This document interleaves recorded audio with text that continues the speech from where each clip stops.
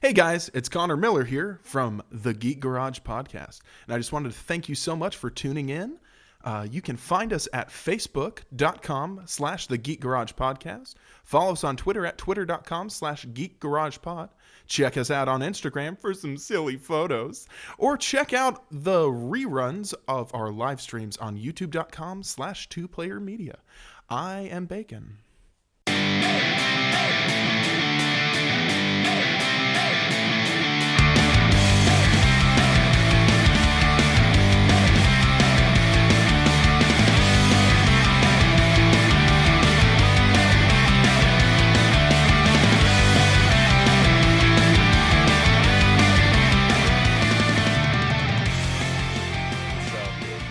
What's our podcast about?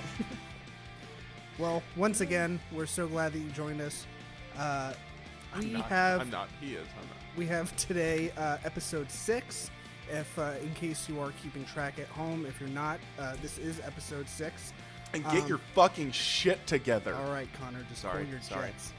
Well, today we're going to be talking about 6 video games that we think are swell. Yeah. It's pretty good. Alliteration. What do you think about that? It's going to be pretty great. But before we get started on our main topic... Hold on. What was alliteration about that? It was 6. And then there was another S word. And there was another S word? Is that... At the very end of the sentence. 6. Hey, can you do me a favor real quick? Yeah. Can you just go ahead and Google alliteration? I know what alliteration means. Fucking idiot. Billy booked the Beantown Bake. You can't even say your Billy own booked the shit right. Beantown Bake. Fuck you. Anyways, so we are going to... That's our topic. But before we get into it, we are going to do our thing that we do before every episode since like 2 episodes ago. Cry. Yes. It's who the fuck are you pointing at? Everyone. Not you. Yeah. You're fine. You're fine. Yeah, Over there. You're fine. Shut the You're fuck fine. up. You know who I'm talking to. Fuck you. Yeah. Don't look at me. Look at me like that. The camera's Where's looking the at me. volume David. coming from? Nothing. Continue. Okay. The doctor said I should stop taking my medication. The doctor said I should stop taking my medication, David. Guys, shall we do the nerdy news update? I got a nerdy news update for you. I got a nutty nerd news for your nuts. Are you nutting it up? Well, I don't need that, but I need the nerdy news update. Andrew, you want to fill me in on what's been going on in your world of nerdy You news? wouldn't guess what I'm going to talk about again. I'm gonna guess it's a giant bottle of Pepto-Bismol. Close. Okay. So it's another Star Wars headline. Get the fuck out of here. Yeah. So the first footage of Episode 8, Star Wars: The Last Jedi, was shown to the investors and other important folks at Disney. Cool. And so there were some tweets. There's some leaked tweets that got out. That I don't know where I'm wearing these headphones because They're not plugged in, are they? they're not plugged in at all. And I didn't think I sound so. like I'm in I a wasn't tunnel. gonna say anything. No, We were just going to let you do the whole guys podcast. are gonna let me do that the if you entire want to wear the time. headphones Man, to you're feel great. special, No, that's fine. So they showed the first footage of these important people, and there were some tweets that happened, and basically they described kind of what was going on in the footage that was shown. Apparently, there's Rey actually hands Luke Skywalker the lightsaber that she brought to him, and he asks her, "Who are you?" That is his first spoken line in the movie. And then there's shots of Poe Dameron and the X-wing fighter doing some cool shit. There's shots of Finn in a First Order officer uniform alongside a new character played by actress Kelly Marie Tran, who I guess Who's that? I don't. Oh, she's a new actress. She's a new actress for the film. I thought you meant like new to the film. I mean, she's new to the franchise as an actor, but she, I guess it looks like they're like infiltrating, I don't know, the First Order or something like that. And then there's shots of Chewie yelling, Cool. and Leia, and just Luke saying things, and then apparently a lot of Rey just spinning the shit out of the lightsaber. Like, I Excellent. guess she's getting pretty solid. So. Cool.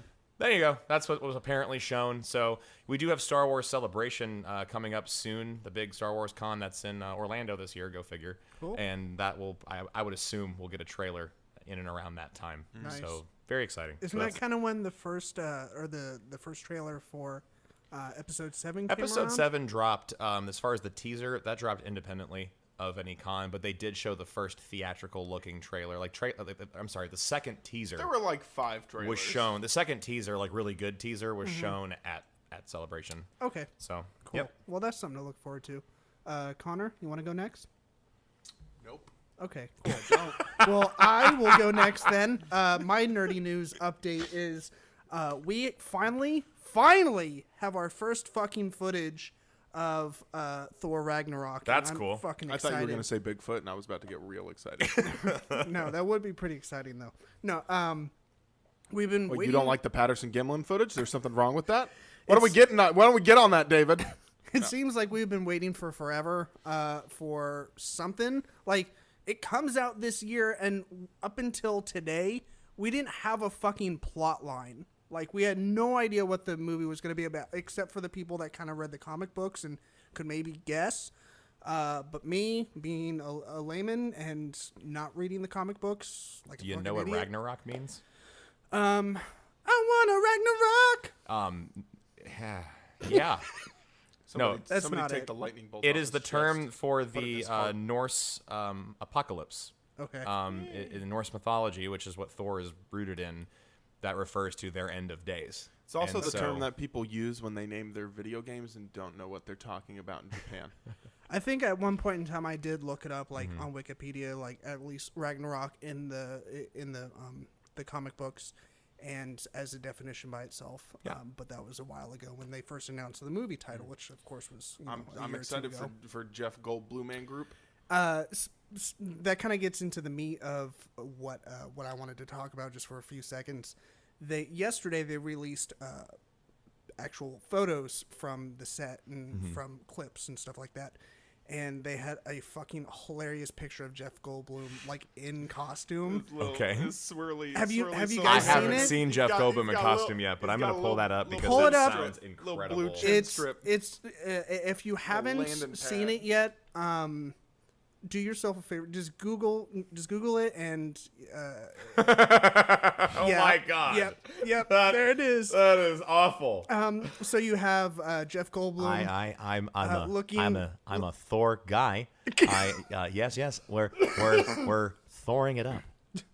And then you have Chris Hemsworth, who has short hair, and I'm definitely not sexually attracted to Chris Hemsworth at all. Not even a little bit. You've No. never been known to be like that. Absolutely not.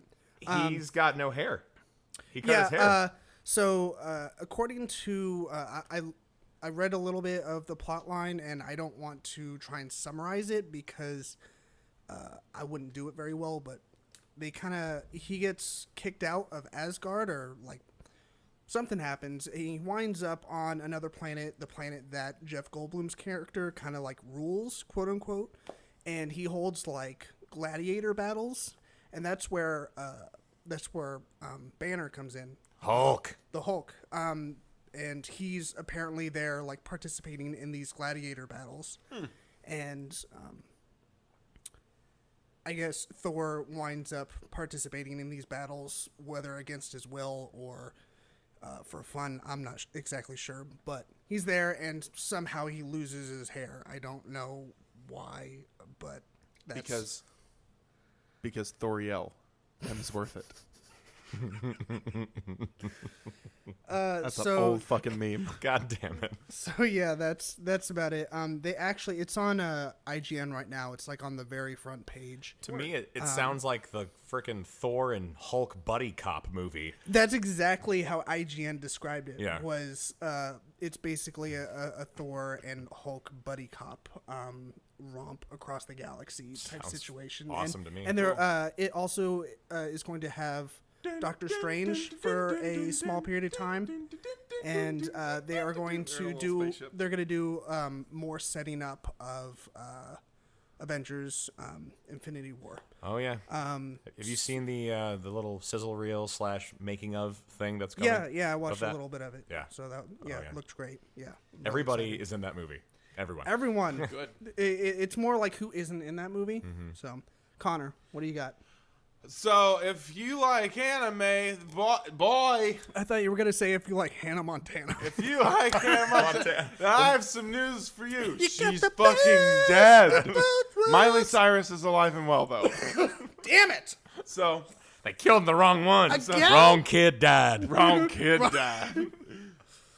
Yeah, and some fun anime news. I don't know if you've been keeping up with Dragon Ball Super at all, any of you Dragon Ball Super fans, but Goku is the fucking like main villain of Dragon Ball now. Like he fucked up. Like Isn't he like Dark Goku now? Or no. whatever they call him? That was this fucking Black Goku Zamasu fusion bullshit thing. And it was cool. It was like a cool little arc, but nah, evil Goku's dead. Like that Okay. guy's got wiped out. So there's actual Goku. So actual Goku fucked up. He fucked up bad. So he went to Zeno-sama, who is the creator of everything. They're like friends, I guess, because Goku's just fucking friends with everybody, and Zeno-sama has like the personality of a child. So they get along great because Goku's basically retarded. So basically what happens is he goes and approaches Zeno-sama, and he starts talking to him, and he's like, I want to fight all the strongest guys out there. I want to fight them all. I want to fight them. I want to bring all the universes together, and the multiverse will fight. And so Zeno-sama was like, cool, yeah, let's do it. And so one day, Zeno-sama's friend comes down. They're called angels in the show. They come down, and it's like, okay, here's the rules for the tournament for all the universes. If you lose, your universe literally gets erased. Cool. Yeah, so he Hey. fucked up because everybody's gonna die. Hey, who's the green person? Piccolo? Uh, There's a lot of green people now, Okay, well, is he green because he ate way too many veggies? Or is that like a though. He's vitamin? a slug man, and that's racist. He's green because he's fucking green. He's a slug man. Okay. He's a slug man, David. Come on.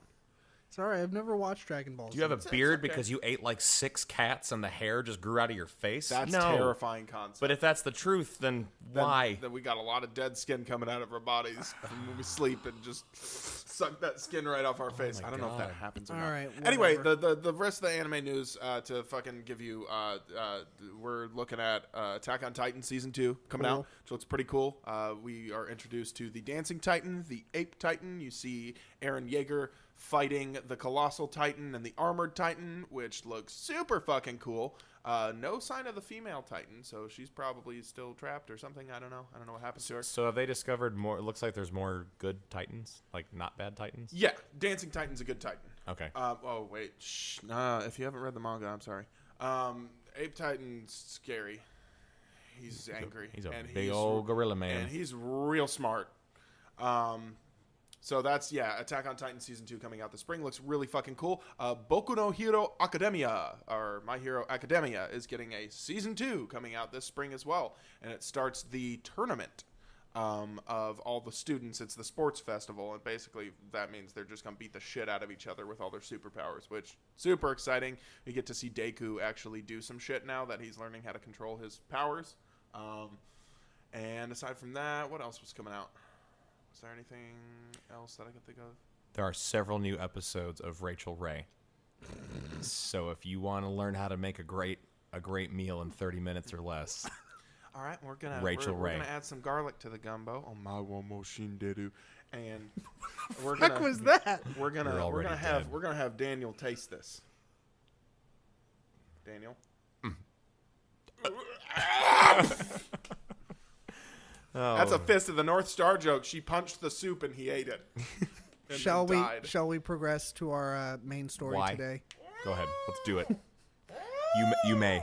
All right. So, like I said, we are doing 6 video games that we think are swell, that we like, and we actually, when we came up with them, we wanted to make sure that we kind of covered a bunch of different genres of video games that are out there. Okay, but why though?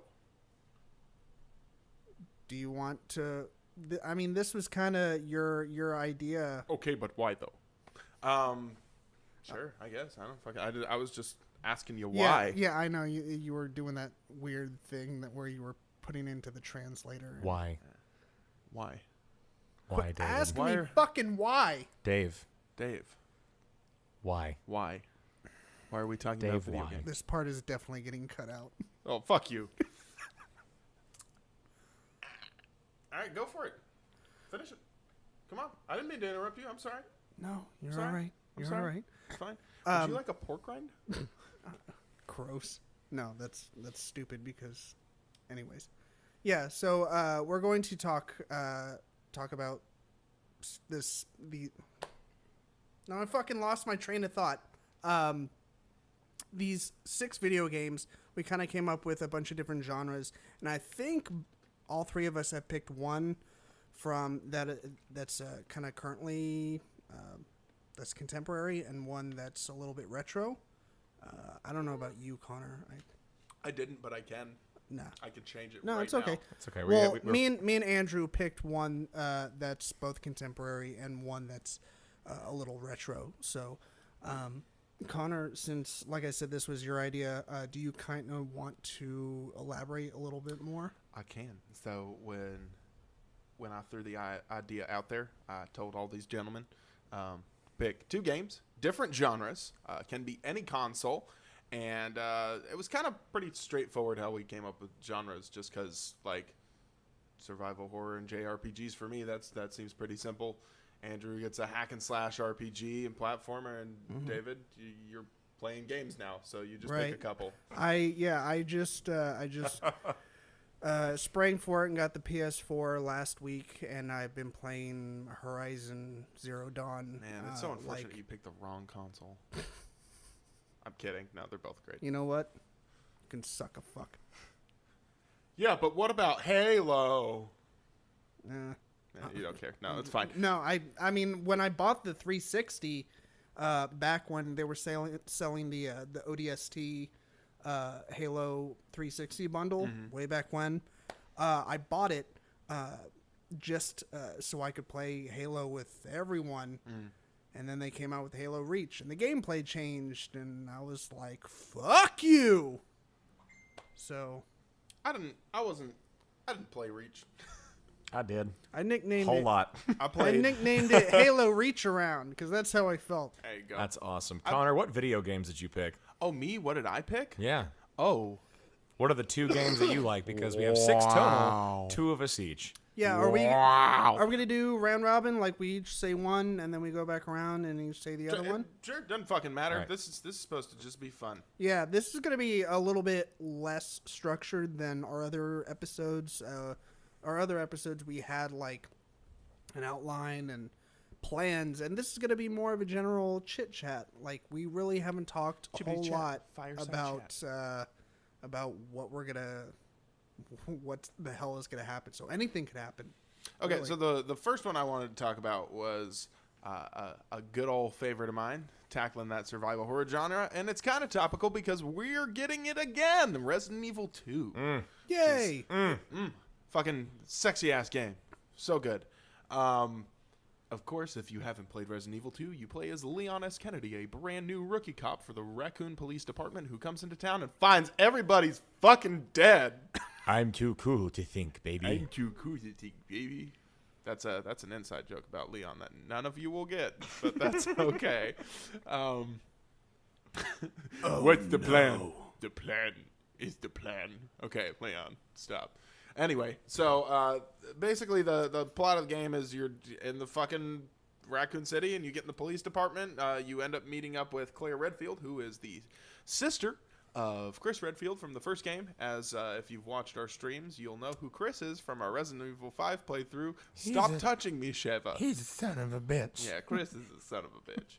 So, yeah, you've got the sister of Chris Redfield and Leon Kennedy, and they go and do this whole thing, yada, yada, yada, and zombies and fun times ensue, and dangerous explosions, and a romance with a double agent who ends up dying, but doesn't die and comes back. So, yeah, she's real great. and then we get Resident Evil 4 and 5 out of 4 is my most of that. favorite, mainly because it's the only one that I've ever played.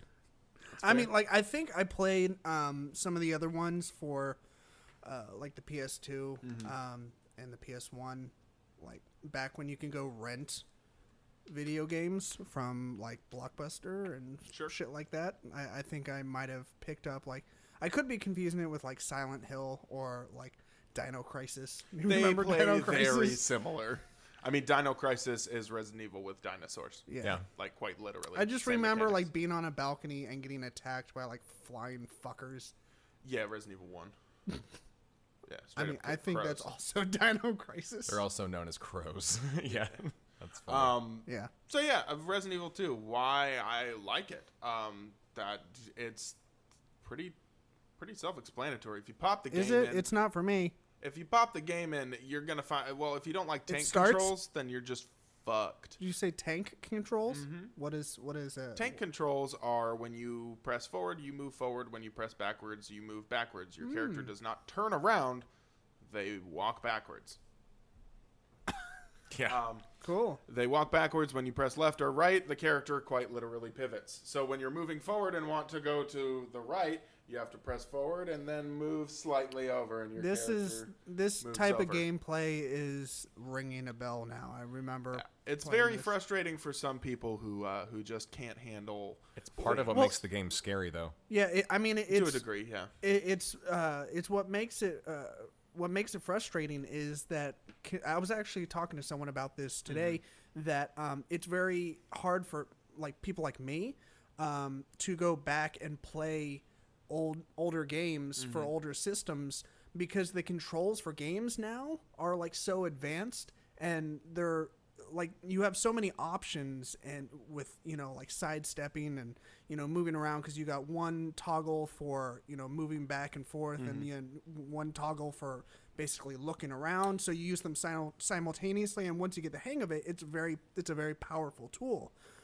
And going back and using like one toggle for like the N64 is It's a little interesting, going from playing a modern shooter and then popping in GoldenEye with a Nintendo 64 controller and Yeah. being like, shit. Well, that's, You know, you're yeah. also talking about the dawn of those types of games during that time period. I mean, we didn't have 3D FPS games as console. That just didn't happen. The best we had at the time was Perfect Dark, 007, and Duke Nukem. Like, Yeah, we didn't get anything viable until Halo Combat Evolved, and that was the first console shooter. that really was the first one, because you had like some of the original Call of Duty and Ghost Recon stuff and things like that coming out. Halo took it over. But Halo was the first mega console release to really kind of modernize first-person shooters. And then when Half-Life came to PS2, people were like, "Oh shit, we can play PC games on consoles?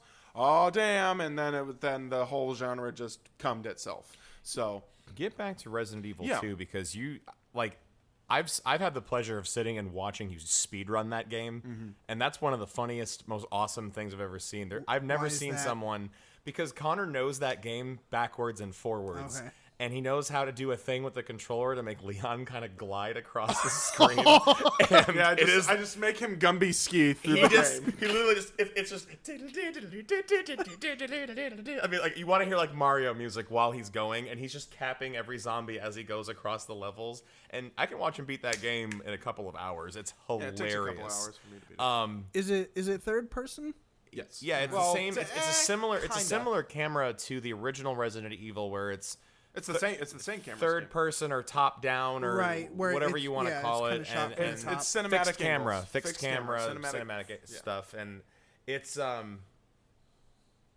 I mean, I'll be honest with you, like my first experience with the game was after watching Connor play the game, being funny with it, and then I pick up the controller and I think it's just going to be this fun little time, and I'm playing it and I'm like, man, this game's fucking awesome. Like it's I can't turn around though. yeah, it's really really good, and it took the Resident Evil series from this, oh, we're just inside of a mansion, to holy fuck, I'm in a city, You're in a and city. here's a police station. Now we're in here. Like it broadened the scope of where you're playing and everything. Much bigger You're in map, yeah. Raccoon City and everything's fucked. Yeah. So I mean, dude, I can tell why you love that game so much. It's awesome. yeah. Once you pop it in and start playing, it's immediately endearing. You like the characters already. Leon is a totally likable character. I mean, you see more of him in 4 and cutscenes and personality type stuff, which I think they kind of skewed his personality and kind of made him a little bit weird in 4. Like he's odd. He's a little different. He's They a made little- him he's a little more. different. They made him more like hair flippy, mysterious. Yeah. Like He's almost like Charles Bronson. He is in Resident Evil 4. He's Charles. Whereas in 2, Bronson. he's just like, oh shit, I'm a cop, and what the He's fuck not even a cop yet. What's going on in this Yeah. town? In Resident Evil 4, it's I'm a cop. Yeah, does he have any cheesy one-liners like he does? And In Resident Evil 2, we'll find a cure. not really. I mean, it's just like the voice acting's not super great. His hair is awful. Yeah, it is. I like to part my hair to where my hair looks like a mushroom. And he's always just so shocked that there's fucking zombies and shit. Like, what's so funny is he goes through the Raccoon Get down! What is that? Yeah, he goes Oh! through the Raccoon City incident, is fully aware of weird shit happening, and then when he goes to Spain and things don't go exactly according to plan at the beginning of Resident Evil 4, he's like, holy shit, there's bad things. I'm like, motherfucker, you fought undead. Like, why? Why are you shocked? It's basically, for anybody who hasn't really played survival horror, most of what makes survival horror what it is you got to have some jump scares in there. Oh, yeah. In there. You got to have a heavy atmosphere. You got to have good music. You got to have tension. You've got to have limitations. I think that's one of the most important things for survival horror is really putting you in the shit, because most games, especially nowadays, they fucking baby spoon feed you every item, everything that you need. It's there in mass abundance. When you play Resident Evil the way it's supposed to be played, good luck finding enough fucking ammo to kill every zombie in the game. It's not going to happen. Spoon, a bottle of Pepto, and a ripped up newspaper. I'm gonna go save the goddamn world. Yeah, you gotta pick and choose your battles. It's not like I can just kill it all. You can't just do that. You have to like run around shit, and the controls are difficult but not impossible to learn. They fixed them somewhat. I say fixed loosely, being that it's quite literally just like they made it like Devil May Cry controls, like when running around kind of thing, like hack and slash type movement, which is weird with the fixed cinematic angles. But yeah, you got to have all those elements. You got to have limitations. And when you are playing the game, when you get scared, it's got to be a control scheme where you can kind of fuck up. Like, remember when we played Amnesia Dark Descent? Yeah. When you were running around and you'd fuck up and, like, light the lantern? Or in Outlast when you'd waste a battery?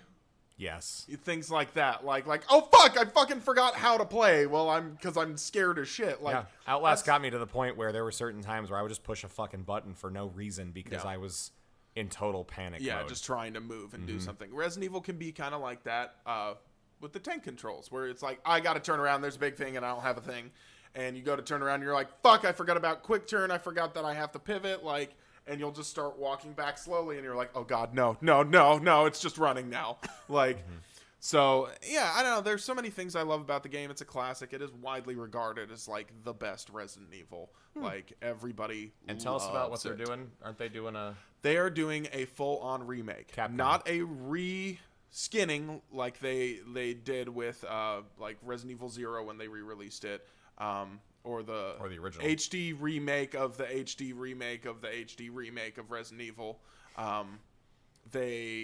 They're doing it like they did when they remade Resident Evil 1 for GameCube. They're just rebuilding the game from the ground up, brand new, using the Resident Evil 7 engine that they have, the Resident Evil engine. So it's gonna look like a PS4 or an Xbox One game, Yes, it but will. it's going to be like the same storyline as. It'll be the it's exact the same same game. Okay, but with but today's But graphics. gorgeous, and probably new gameplay mechanics, new storyline That's twists, awesome. more options for things. Yeah, super excited about Do it. they have a hard release date for this, or Nope. is it just kind of? They've just hey, we're working on this. They keep mentioning it every time Resident Evil gets brought up in some kind of conference. When Capcom comes into play, they're just like, "Hey, by the way, we're making this still. Okay, peace." Well, that's cool. It's happening too. I mean, they've shut down fan projects where There's been so many Unity and Unreal 4 A lot like of modders. fan remakes of the game. Yeah, a lot of modders took Resident Evil 2 and tried to make it super pretty and do their own thing with it, and then Capcom was like, knock that shit off because we're actually making one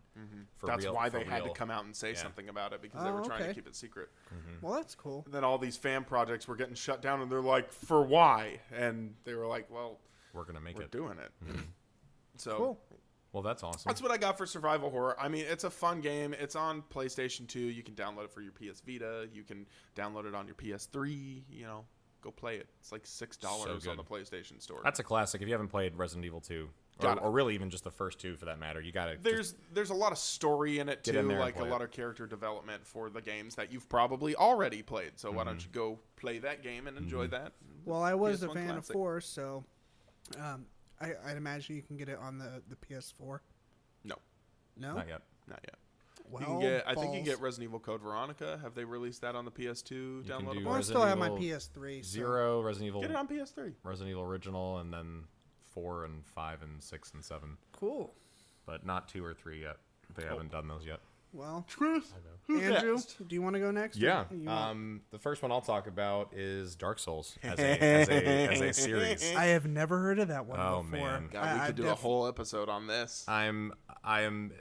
What's funny is I remember when it came out, and I'll talk about There's 3 Dark Souls games, really 4 if you want to include the game Bloodborne, which is made by the same really company. 5 if you want to include Demon's Souls. Okay, sure. You know what? There are 5 Souls-esque games made by the company from 6 if you want to incorporate the game Neo inspired. It's not made by that company. Yeah, but it's inspired. Same type. The company From Software made Demon's Souls first, and it was such a cool, interesting twist on. I would call it an action RPG because it's a more active, Legend of Zelda combat. It really is. I would call it Big Kid Zelda. You are dungeon crawling, finding items, finding weapons, and solving puzzles, but you're also just getting your ass beat the entire time throughout the game. It's great. Are you a human? You're undead. Yes. Okay. So yes, you are. Yes, you are human. You're a person, but you're undead. Yes. Okay. I'll skip over Demon's Souls because they made that game and then they ended up having to start a whole new franchise. Sorry, I haven't played any of these. It's all good, man. Dark Souls. Yes, you are the chosen undead in the first one, and basically, and the storyline, the plot line is actually pretty complicated for the entire series because the only way you're actually able to understand or even really see the entire story is by diving into the lore, by reading the descriptions of every item you find or every piece of armor, or pay attention to the very small amount of dialogue that's in the game, and you kind of have to look around and explore. And really, the community that has blossomed around Dark Souls and the fan base is what has fleshed out the story and all of the lore. And I mean, I cannot tell you how many hours I have spent funneling through wikis and watching YouTube videos of really good YouTubers. Yeah, I know it has a huge it's fan incredible. base and following. And the following goes, it's more than just having videos that are showing you a walkthrough of the game or how to beat this boss or whatever. It's people doing videos on, here's the backstory of this character that you didn't know existed, but if you look at this clue and this thing and see this thing, you can piece together this whole storyline of this particular character. And there's a lot of folks that do that online, and it's so cool. And that was purposeful. That was completely a design choice by From Software to make the players engage in their lore and their story in an indirect way. And it worked so well. It brings back the old saying of Nintendo hard, games that were super difficult. You just kind of had to figure it out, and you just have to play it and get better at it as you play. And that's the other thing about the game too, especially the first one, is it drops you into this game. There's not an instruction manual for it. There's nothing to. There's some basic control stuff on the actual in-game menus and stuff like that. But it's all right, here's a fucking sword, and I hope you don't die. And that's how you start. And the level design in the first one is beautiful. What's interesting about it is that it's 100% loaded from the get-go, meaning the entire game's world is a constant existing thing because you can almost walk the entire game world and go through every single dungeon and make one giant loop, kind of.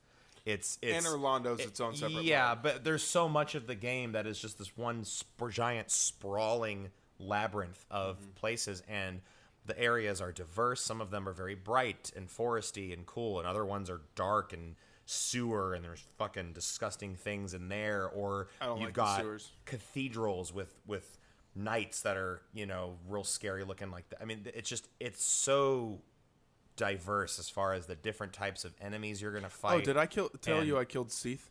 That's exciting. Did you really? I beat his Yeah. ass. And Connor touched on something that makes me laugh a lot is I've always talked about how difficult Dark Souls is, right? But there's so much customization in how you can build your character. You can build a magic guy, a sword guy, a real strong guy, or in Connor's case, I'm going to put every experience point I have into strength and just punch people in the face. And that's kind of what his guy is. He That's has how I a played big old Bloodborne. sword, and if he gets hit, he's fucked. But if he hits you twice, you're done. And it's awesome. Like, it's so... I remember watching him play the game, and I'm talking about, okay, you know, this boss that you're about to fight is really hard, and you need to do this, this, and this. He just goes, okay, and walks in and just goes, yeah, yeah. Okay, he's gone. Did I do good? Like, that's how... I got so panicked because the first fight, you can't actually kill Seath. Right. You can't kill him. And I was like, oh, why can't I hit him? I can't get close enough to hit him. I don't He's a have magic. dragon, yeah. I don't have magic. I don't have magic. And he, you know, he kills you, and then you get teleported to that underground area.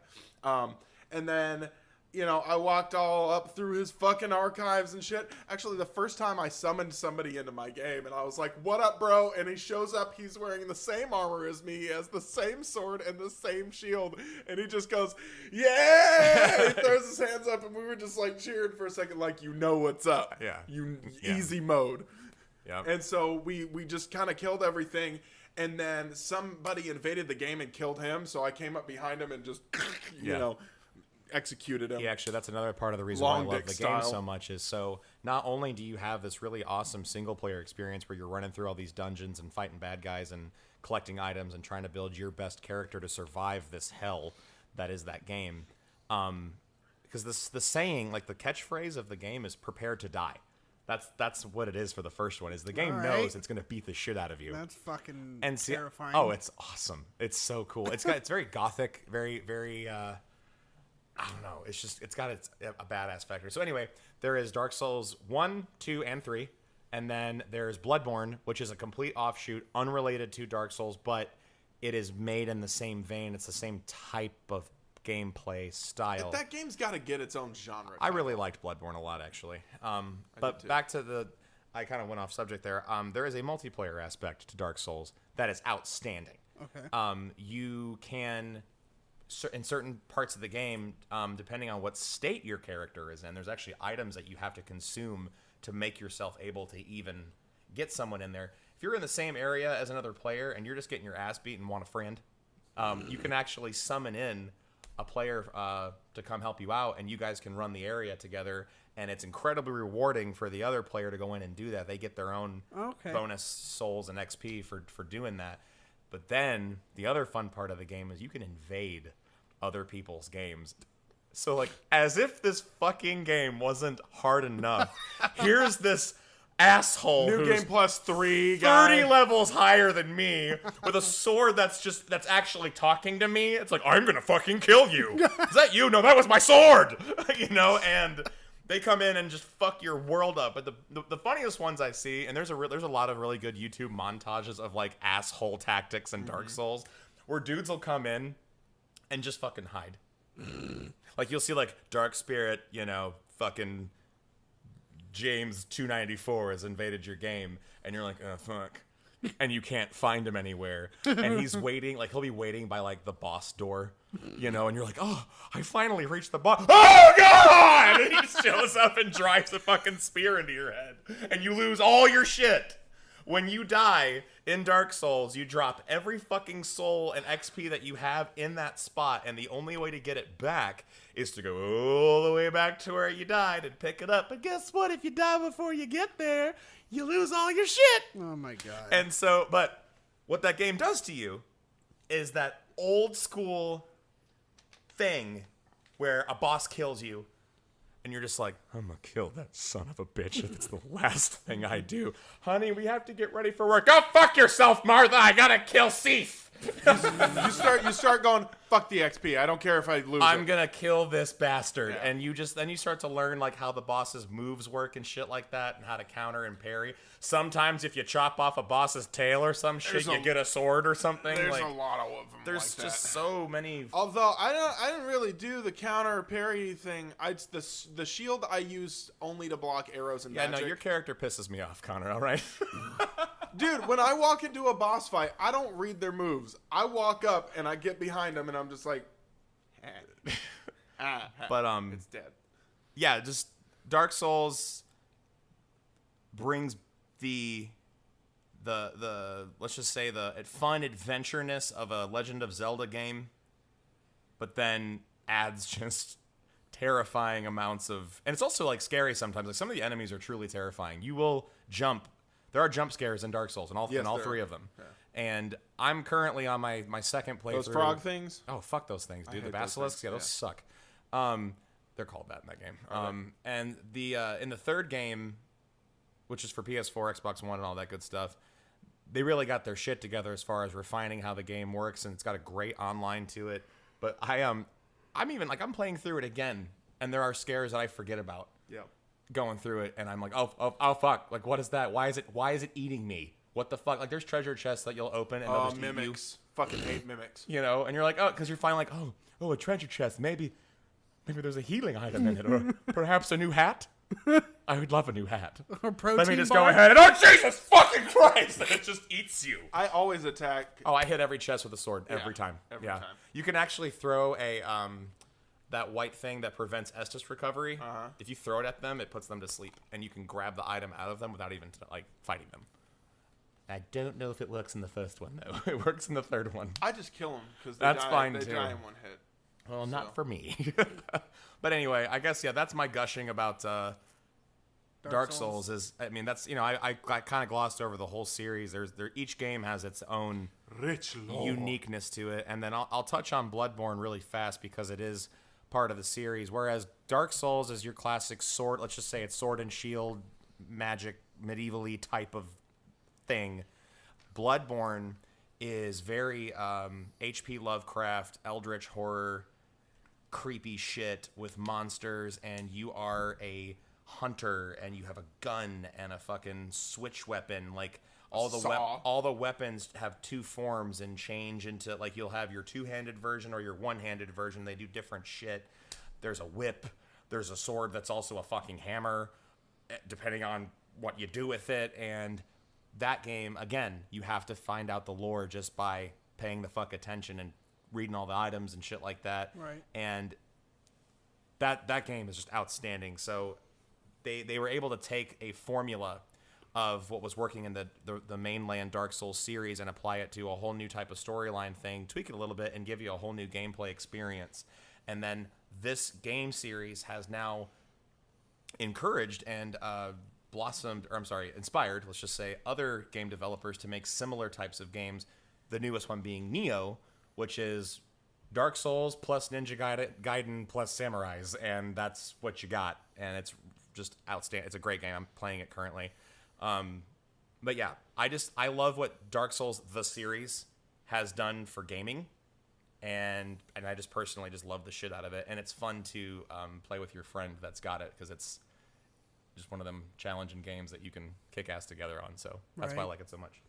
Cool. I think it's swell. It's swell. It sure is swell. God help me. All right. Well, I guess I'll go next since y'all two have. Well, that's all the time we have for that. I'm just kidding. I'm gonna fucking pull a Matt Damon. I was just thinking of that. The Matt Damon thing. I'm fucking Matt Damon. That's right. Yeah. I have no idea how that thing started. I just know that it's a thing. They're friends, and he just thought it was funny. Okay. Jimmy Kimmel just did it to him. Are they actually friends? Yeah, because he's been on there like 8 times since that. And Okay. it's great. Cool. Yeah. I wasn't sure if, because there was one part where I saw this one clip where he actually storms off set, and I was like, is that for real or is it part of the? Probably fucking with them. Yeah. Okay. So my game our first game is Horizon Zero Dawn. I'm pretty sure no one has heard of it. It has definitely not been hogging all of the spotlight for the past couple of weeks. I'm just kidding. It totally has. You're talking about Legend of Zelda Breath of the Wild, right? Yes, that's exactly what I'm talking about. Don't lick the cartridges. Don't lick it. Apparently they taste like earwax and death. Yes, that's exactly right. It's because they spray it with earwax and death. They So have it in a kids bottle. don't put them in their mouth. Yep. So, yeah, it's actually I talked a little bit briefly earlier in the episode about how I just bought a PS4. It's actually kind of what sold me on getting the PS4 because I was pretty sold on getting an Xbox up until I was like, okay, I have the money. I'm about to pull the trigger. And of course, I have this tendency to overthink things and be like, maybe I should do a little bit more research. So that's kind of what I did. And I basically wrote out a pro and con list for each console. And I was like, here's some things that I really like about the Xbox. Here's some things that I really like about PlayStation. And at the end of it, I was like, well, fuck, I guess I'm getting a PlayStation then, because I saw I saw Horizon Zero Dawn, and it basically had been out for like a day when I was doing my research. And it was already like everyone was talking about on Facebook and on IGN and everywhere else on the internet. Everything. It was the only thing that everyone was talking about. And so I watched, some videos, the trailer for it, and I was just like, well, I guess I'm fucking getting the PlayStation. So that's my short story of how I wound up with the PS4 recently. Tell me more about like Zero Dawn. Like I haven't I've watched the trailers for it. Yeah, Okay. I haven't played it, It in a while. is- a little bit. I don't know a lot about so it. You guys know me. For the people out there that don't really know me very well, gaming. I'm kind of quote unquote new to gaming. I've played games for a very long time. I've had a lot of consoles, but I've never been like major league gamers like you guys have. So gaming has always kind of been like. Hold on. Can we just say Andrew was the major league gamer? When I say major league gamer, I mean it in a general term. Like, I am an idiot. You guys know what the fuck you're doing. It was a very dark time for me. No, it's funny, David, because I make fun of him for it all the time. Oh, okay. Sorry. Well, I wasn't in that joke. So. You just didn't know yet. Okay, cool. Horizon Zero Dawn. It's basically, it's like Lord of the Rings meets Transformers. Okay. That's basically what it is. Like you're a female character, and you really you kind of learn a little bit more about what's going on in the world that you're living in, and the storyline in general. You learn a little bit more as you play the game, which turns out it's one of the things I really like about it, is because it doesn't dump all this fucking information on you right as you start. Like, I've always hated that about certain games. It's just like you start and you have to sit through like 45 minutes of cutscenes, and you're just like, oh my god, like enough with the fucking information. Just let me fucking play. So that's kind of cool. But basically you're this chick, and you have your main skills are bow and arrow, and you got this cool spear, and you walk around and you do like cool like sneak attacks and melee attacks on these dinosaurs. And there's also these cultist thugs that walk around, and you get to be kind of sneaky with them too. Like, there's all sorts of like tall fucking grass in this game where you can just crouch in, and that's part of the game, is like how stealthy and sneaky you can be. Does it feel like Assassin's Creed at all when you're playing it? I played, I think it was the first Assassin's Creed I played, and I only played it a little bit, but yeah, like stealth does play a really big part in it, because literally everything in this fucking game is trying to kill you. Like, even the humans that you interact with that aren't trying to kill you, those fuckers don't even like you. Because you're like, this is the part of the game where you really aren't sure about yet, but you're some sort of outcast, and people don't like you just for whatever reason. I won't go into it. Once you get to playing it, you'll understand. But yeah, stealth is definitely a big part of gameplay. And yeah, I actually I don't know. I mean, I wrote a short blog post on the website. So if you want to go read about my initial thoughts after a couple days of playing it, it's on there. But I will glaze over a few things that I wrote about. One was the aesthetics.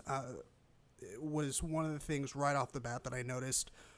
The game is absolutely fucking beautiful. I'm like just what was beautiful about Lord of the Rings, of course, was the cinematography and the scenery and just all the giant landscape shots.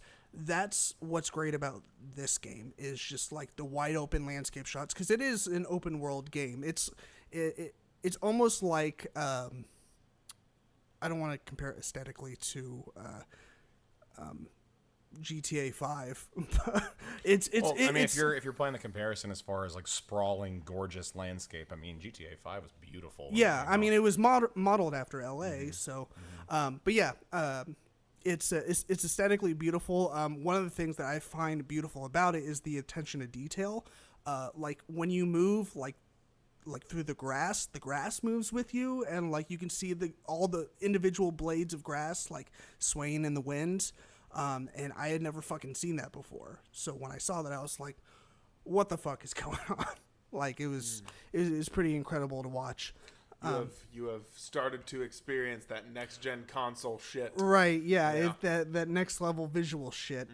It was pretty great.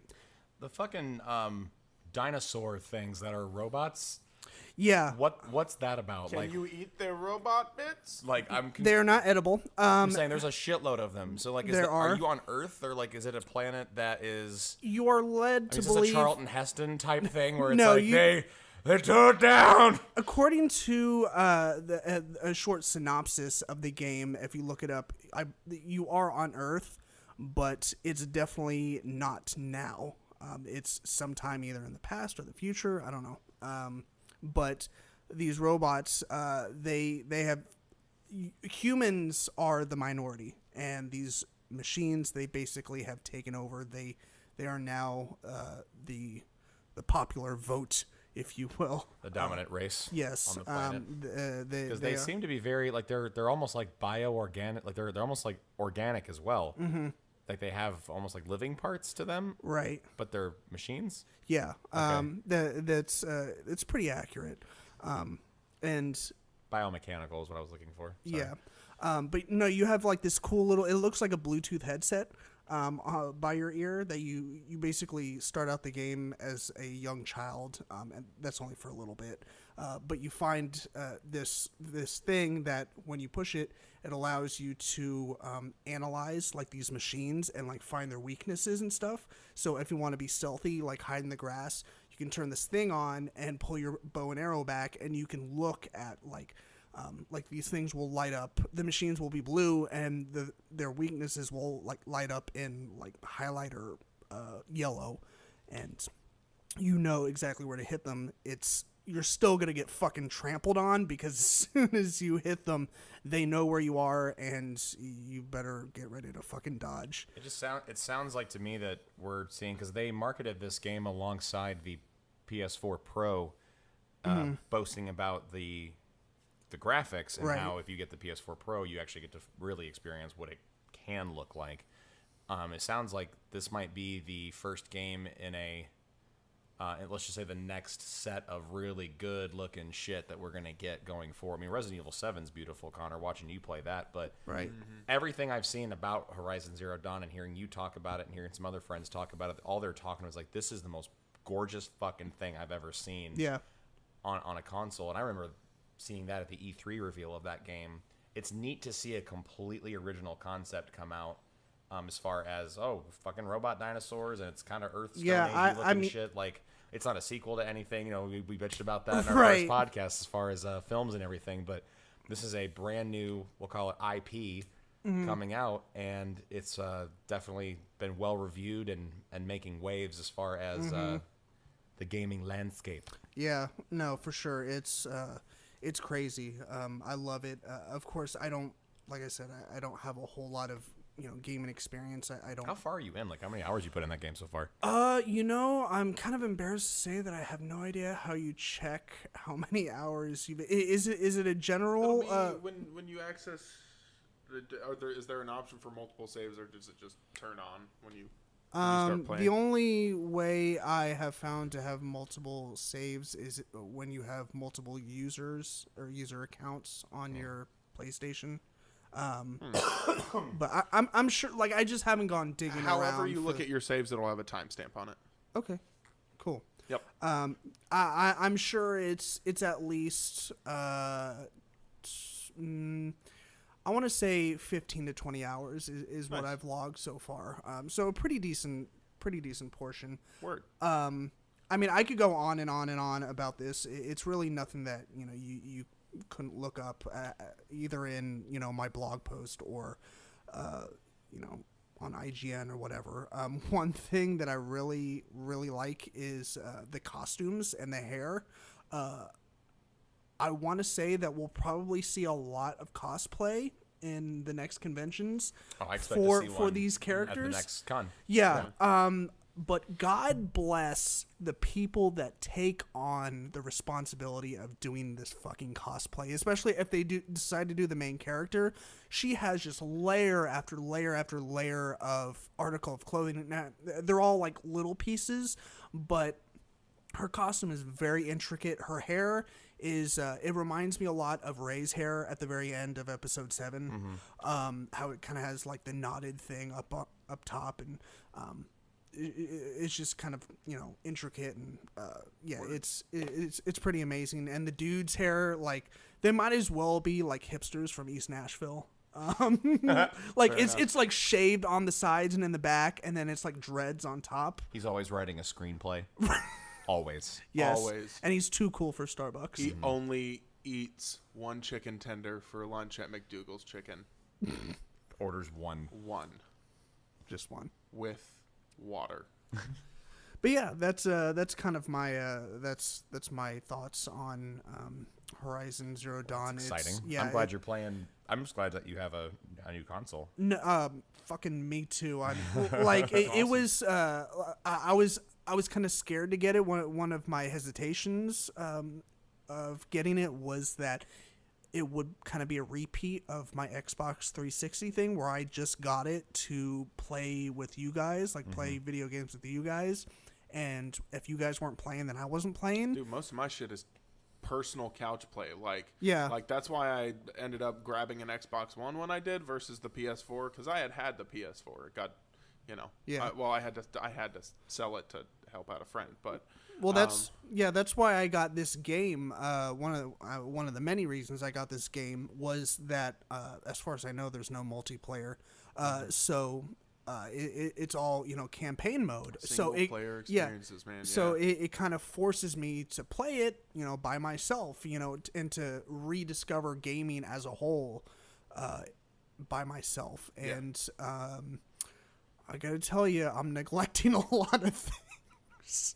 No, I'm not. It's just, I mean, I'm having a lot of fun getting back into gaming, and I think I chose the right game and the right console to get back into gaming. Go pick up Bloodborne. Okay. I'm telling you, man. It's $20. Or Not Dark even, Souls 15. 3, so I can play with $15. you. Do I need to play the other Dark Nope. Souls? Cool. I meant to ask you that question because I know that 3 is the one that's everyone. Oh my God. 3 is the game that everyone is playing right now. So, yeah, I'm playing sure. 1, so Okay, well, fair enough. Connor, do you want to tell us about your second pick? Yeah. So for JRPGs, I'm going to pick something a little bit more obscure.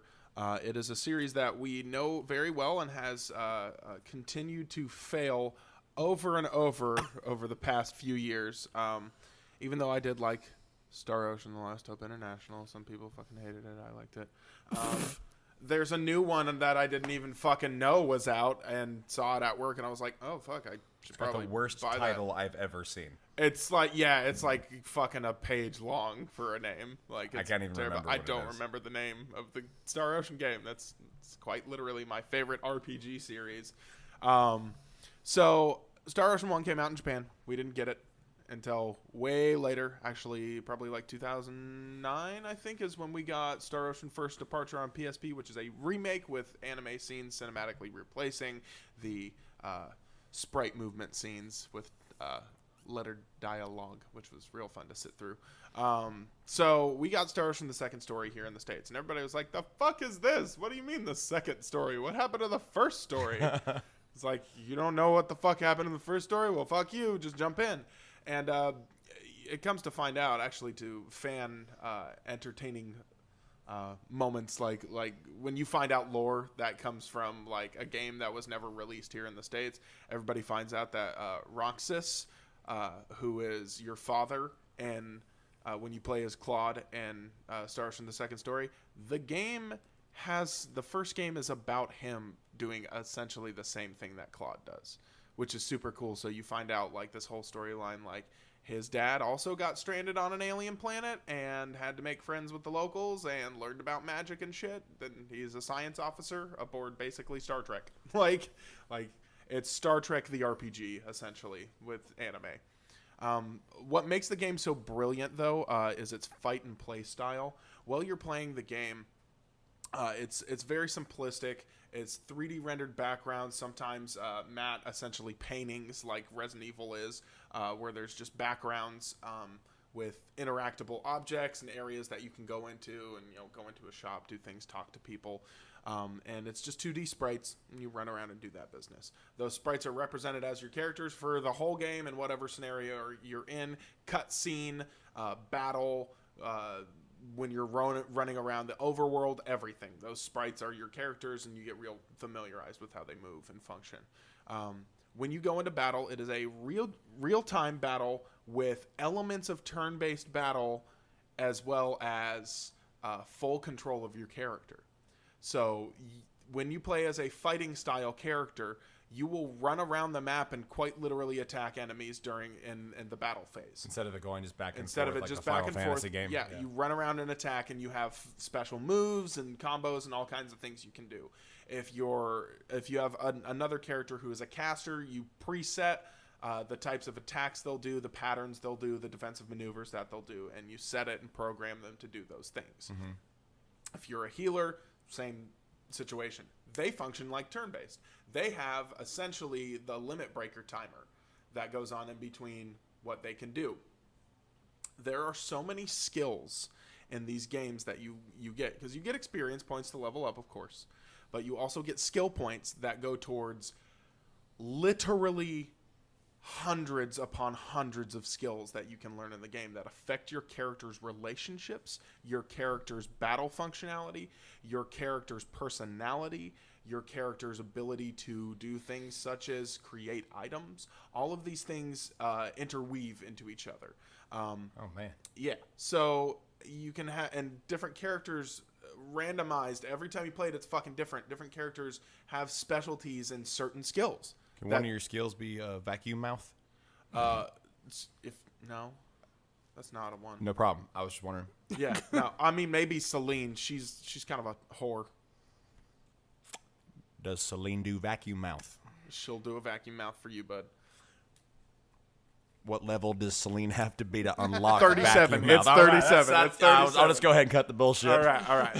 Just find her and start leveling up. There's also a slew of, I believe, like 20-something characters that throughout the game you can find or not find. And they'll join your party, and there's cool fucking characters with crazy stories and all kinds of shit. What's fucking fantastic is the ability to learn something like cooking. And if there are other characters in your party that know how to cook, you can combine their skills to do master chef cooking, where you find raw ingredients out in the fucking field to cook items. Just imagine one of your party's characters is just Gordon Ramsay. Essentially! And he's just yelling at the rest of the crew. Dude, Claude is fucking like blonde and shit. Yeah. I sent him to the fucking cooking tournament in the God. game. It's just fucking raw. It's raw. But there's all kinds of things you can do. This meat was any more red, it'd be a Weasley. You can learn skills called like reverse side, which reverse side is your character's ability to be a fucking liar. And you can create fake documents to walk up into an inn and be like, I own this bitch. So you don't have to pay money to stay at the inn anymore. You can just fucking walk up and be like, I own this. This is mine. It's a very official document. Clearly not written in crayon. It's like that document from Parks and Rec that Ron has. He's like, I can do what I want, Ron. So there's another skill that you can learn called copying. Where you can become Ron Swanson? If you learn reverse side and you learn copying, you can create something called the Veterans Medal. And the Veterans Medal automatically levels you up another level. When you learn the copying skill, you can replicate that item. So you can just be like, level 100. Now, it's not that fast. It's not that fast because in order to learn those skills, you need to be about like level 60, 70 to actually pull them off effectively, because it's essentially a dice roll chance of whether or not you're going to get it, a certain amount of percentages. But that applies to fucking every goddamn thing in the entire fucking game. Cooking, talking to people, building relationships. Yes, you build relationships with the other fucking characters in the game in order to fucking do shit. You create your own weapons and armor and items and everything, and it's all encompassed, and it's this fucking fantastic science fiction, magic, anime, romance story that's all just blended beautifully together, and then the rest of the games in the series can suck my fucking dick because they're not as good. Yeah. Hey. What console is this for? PlayStation 1. Yeah. Okay. I've watched you play it a It's little made by bit. Tri-Ace and Enix. It is before an adorable Square looking Enix. romp. Interesting. So It's fun as fuck, and there's 83 different endings to the game. Like literally 83? 83 different endings to the game. Oh, well, holy That's shit. how many alternative things you can fucking do in it. So, yeah. like, do you make a bologna sandwich or a turkey sandwich? Here's the fucking thing, though. You're joking? But, like, if your character has a favorite food, their charisma with other characters in the party go up, especially with the person who made the food.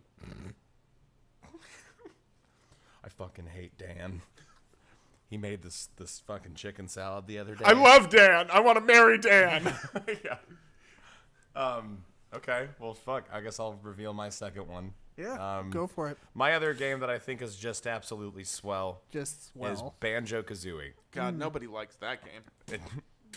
You know, I've never played Banjo-Kazooie. Oh, David. Am I missing out? Dave. Bud, you were literally over at my house, like, what, 2 days ago? Yes. And I had Banjo-Kazooie in my hand.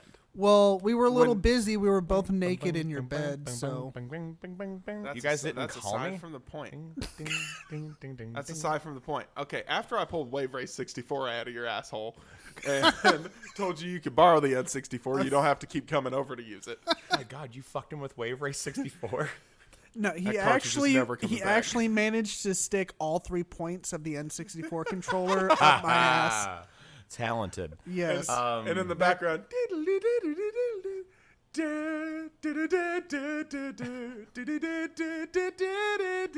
What is the that? Wave Race theme. All right.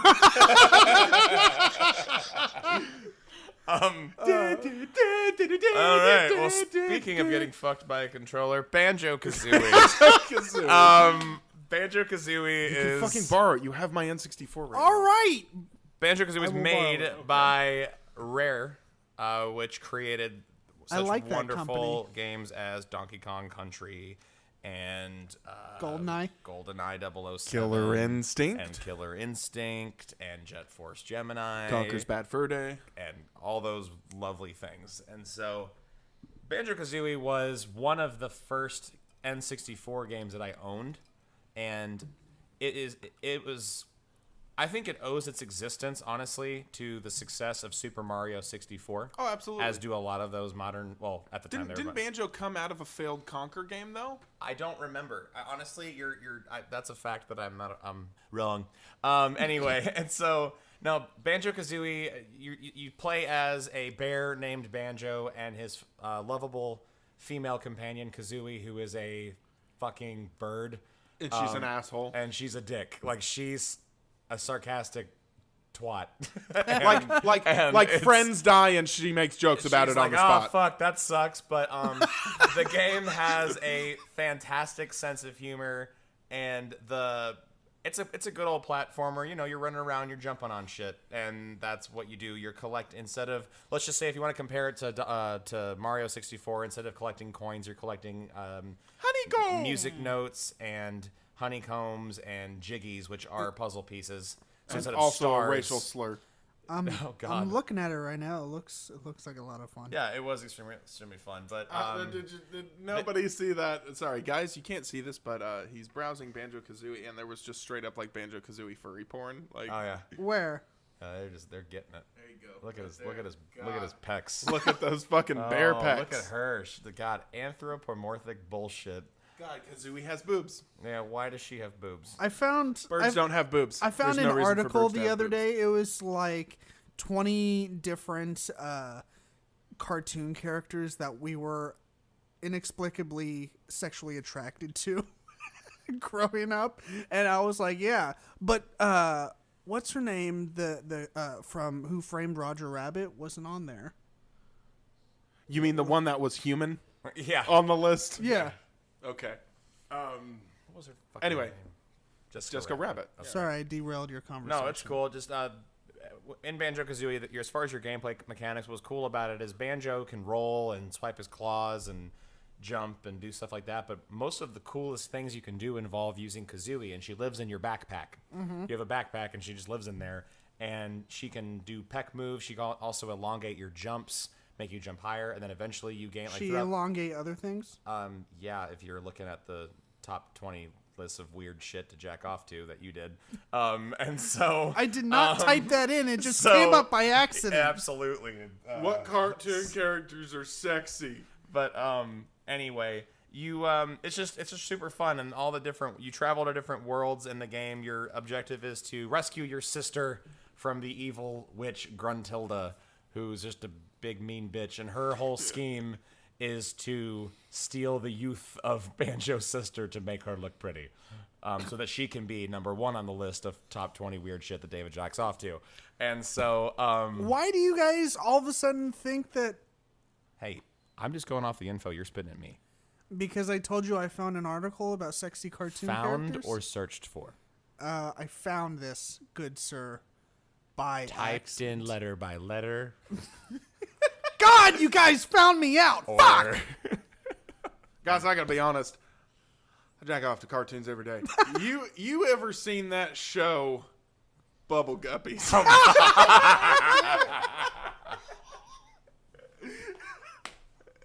That gay Teletubby gets me going. You ever seen him and his purse? You ever seen Dino Trucks? God damn it. What the fuck is wrong with you? I just fucking love monster trucks with raptor heads. That turns me on. What was that show with the fucking shark men that were like... Street Sharks. Street Shark. Man! Love me a street shark. Biker mice from Mars are the only thing that gets me off. Oh, man. Every time I would watch Pinky and the Brain, every single time Pinky would go, "Nart," I would just lose it, man. I would just fucking lose it. Didn't matter like where I was. If I heard a sound that sounded kind of similar to that. Which sucks because my Uncle Steve sneezed kind of like that. And we'd be at Thanksgiving and Steve would go, "Nart," and I'm like, Is that your O noise? Oh. "Nart." Nart. Anyway, Banjo-Kazooie is such a great family entertaining kind of video game. I just love it because it was just the soundtrack to it's great. The sense of humor is great. It's good old platforming, going from world to world, collecting all the things and funny little characters. You can turn into like different little creatures and stuff. And there's a freaking shaman that can turn you into shit. That's awesome. And then it spawned a sequel, Banjo-Tooie, which is actually a better game than the first one. And it was one of the last Nintendo 64 games that came out during that lifespan of that console. And Banjo-Tooie is more of the same with new cool shit that you can do. Graphics are way better. And it looks beautiful. Now, then a really sad thing happened. Microsoft purchased Rare, and they thought they were going to get Donkey Kong out of the deal, but then Nintendo was like, lol, no, we own Donkey Kong. They just made that other game for us. Go fuck yourself. And so they ended up, we're like, we're going to make a new Banjo-Kazooie game, and we're all excited, and it's not. It turned out to be the worst video game possibly ever created, Banjo-Kazooie Nuts and Bolts, which is like, hey, let's build shopping carts with rocket jets on them and crash them into walls because the game's broken. And but Hey, you just happened to be you Banjo. forgot and Kazooie. about Grabbed by the Ghoulies. Well, I was talking about Banjo. I and know, but they Kazooie. came out with a couple. They decent try. I games. know. I'm just saying though. But anyway, Conquer Lava and yeah, Reloaded I don't know. was good. I have a lot of good childhood memories of playing the absolute shit out of both And of now those you have games. adult memories of playing the absolute And shit now I out of play Killer them- Instinct. Yeah, and I play that now. And Thank them. yeah, Thank Microsoft. yeah. Say thank you. No, Say thank you to no, Microsoft. I won't. Say thank you. I won't. Thank you. No, that's my other one. So Dave, you're the last one. I am the last. Give us some info on the games you like. All right. The last game. The last game. Is it a Swell game? It is a Swell God, I game. hope To it's me, Swell. it's Swell, and hopefully it will be Swole with you guys. I don't know why I just said Swole, because that's not Are you right. feeling swole? I'm not feeling swole. I'm feeling bloated and gassy, Oh. but not swole. I should feel swole because I have a gym membership, but I do not feel swole. You won't give me that gym membership? No. Man, you don't need a gym membership. Just need to go down to the quarry and throw rocks. Man, just go in there and throw a Steve! goddamn rock. That's all you gotta do. I'm my own goddamn gym I'm my membership. own goddamn gym membership. I deadlift my water jugs. Just I take beer kegs out there and just toss them about. you don't need no fucking 5-hour energy. You just need to get yourself a Keurig cup full of espresso beans. I watched that pretty recently. Yeah. It It's holds. actually, it's funny. It holds up. It holds up. I ate those coffee grounds, and let me tell you, The pit spit of the neck of the Corona That, bottle was that's my favorite part. that's still on our YouTube channel, of right? course it is. Okay, Go for to those two- of you yeah. that don't know what we're talking about, it's what's the name of the video? It's Steve's goddamn Steve's workout. goddamn workout. Steve's Go to goddamn our workout. YouTube channel, youtube.com/2playermedia. Look for Steve's goddamn workout, or Goddang. sorry. Yeah. And it's fun. I had a lot of fun filming it, mostly because I didn't have to do any of the ridiculous shit that Yeah, Andrew literally had to cut open a Keurig cup full of It was Kahlua flavored coffee. yeah, and he just puts the whole thing in his mouth and washes it down with the tall, cool Corona. Can I just be totally honest with you? Your movement from pulling out the switchblade and putting it in the cup Is turning pretty it, fluid. and throwing it back is beautiful. It was No like you did it hesitation. 100 times and knew how to do it. There was like no look. There was no look in his eye that said, maybe this is a bad idea. No, See man. his I was, eyes though, because he's wearing Ray-Bans. I was committed as fuck. Obviously. I saw through those Ray-Bans, all right. Man, when we got back to the house, like I smelled like mud, Corona, sweat, smelled like coffee. shit. It was all mixed together. Pretty sure you took like an hour-long Oh shower. yeah, no, I needed to wash off the fail. Okay, can we be honest though? The grossest thing that I've done pretty much the really gross Oh, shit. Connor's got me beat by a long shot as far The as ranch one was pretty bad.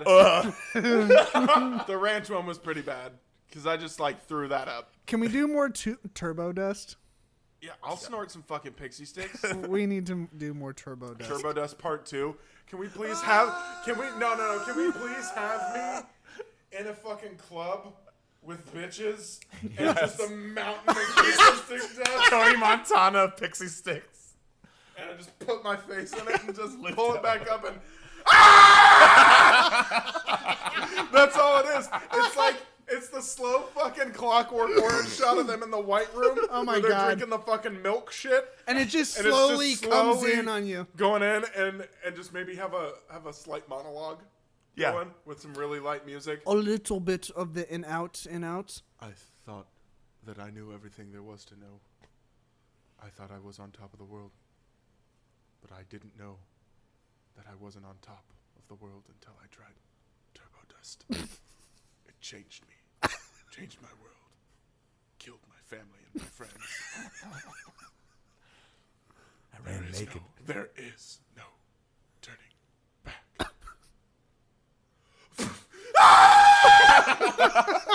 I want to have shots of you running through grocery stores and shit, just going through all of them, and it's just rain. It's colors everywhere. Oh my god. Oh god, like Lightning McQueen from Cars just comes flying by his head for some reason.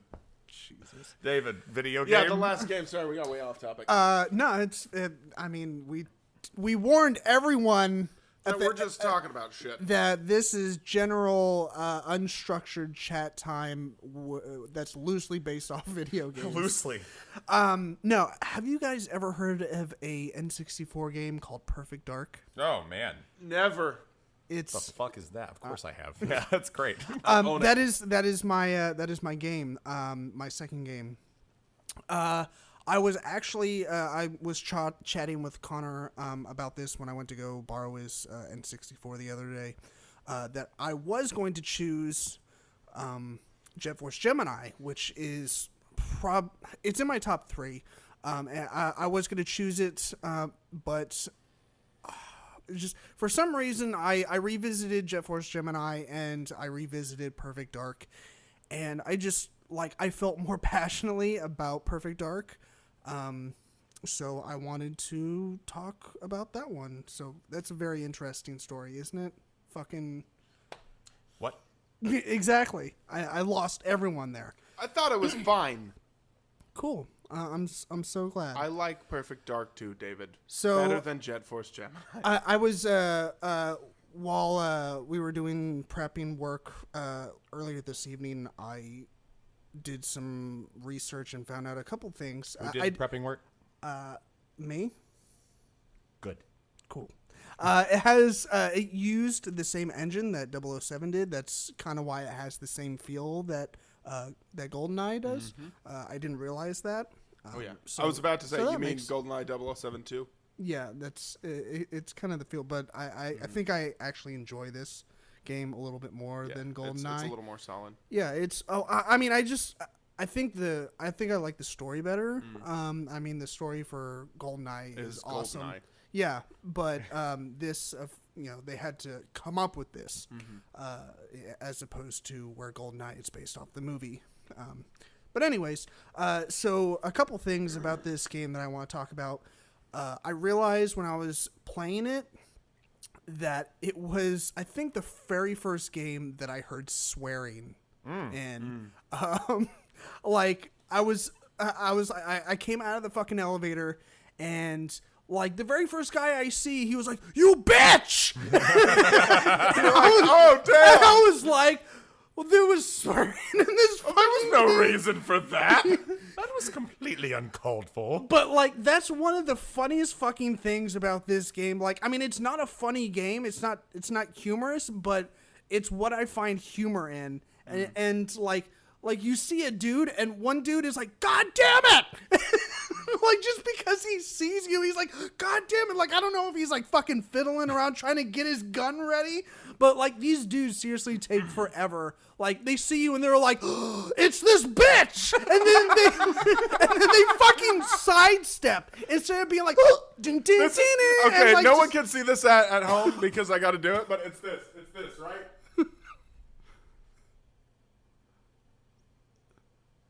You bitch! Yeah. What Yeah, you're, oh, Connor God. basically just moved. He's just doing a little bit of a He jig. did 4 pivots in order to turn around and shoot someone. But that's basically. You bitch! I want to have a copy of the game that you just voice over the whole thing. I want every character to react the way you. God damn it! It's that bitch! But the thing is, there's 2 or 3 versions. There's "You bitch," and then there's when he gets shot, he's like, "Oh, bitch." I just, bitch. But no. And then of course when they get shot, and they're dying, there's the classic, "Why me?" Everything's so dramatic with those NPCs. They're Yeah. security guards. Yeah, they're they're- like not even cops. Right, yeah, Like- they are security guards. It's just, why me? And like, I'm dying! Yes, you are. Could you imagine? I'm like, dying, you bitch! Could you imagine like in any like actual like action movie now, it's like Arnold Schwarzenegger shoots a guy in the fucking. He just goes, "I'm dying." That's why I love this game so much, is just because the fucking randomness of like, I'm dying! I love the part when you're in the tower, like right at the beginning, and they start coming down the glass elevators, and you're just like, nope, and you hit the button, and the elevator starts to come And they're back just up like- with them on it, and they're Yeah, like, they just walk around, and you just pull out the gun, and you just shoot the glass in the elevator, Right. and they're dead. Like, right. You bitch! You bitch! Just a little bit about the gameplay. I love, like, thank God for auto aim.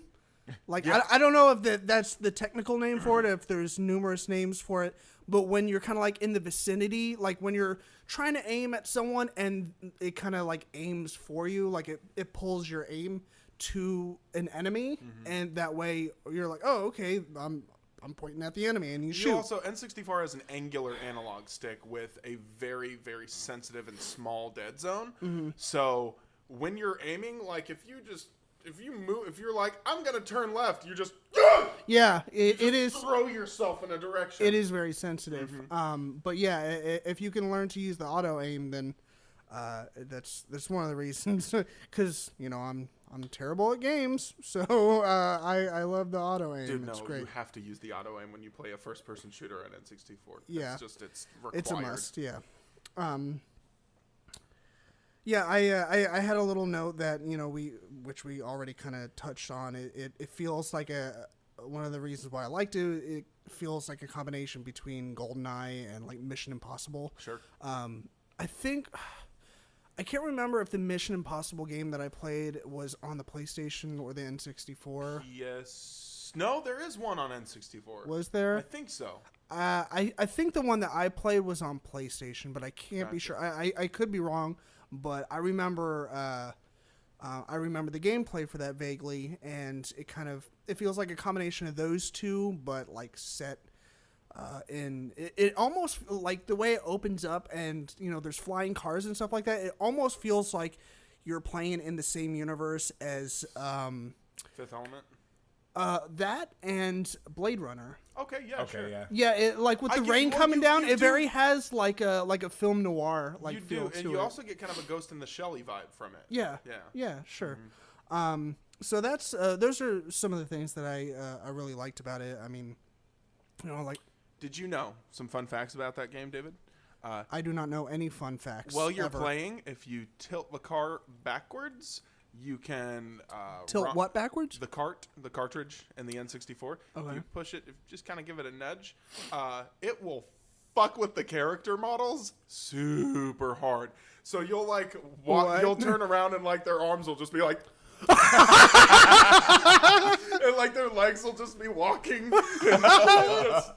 Like, okay, you remember the Jill Chicken fucking model swap? Yeah. Yeah, essentially everybody becomes that, or like they'll be walking around a corner and their head will just be stuck on the corner and their body just keeps going and their head just stays there. And it Oh my stretches God. the polygons out. It's fantastic.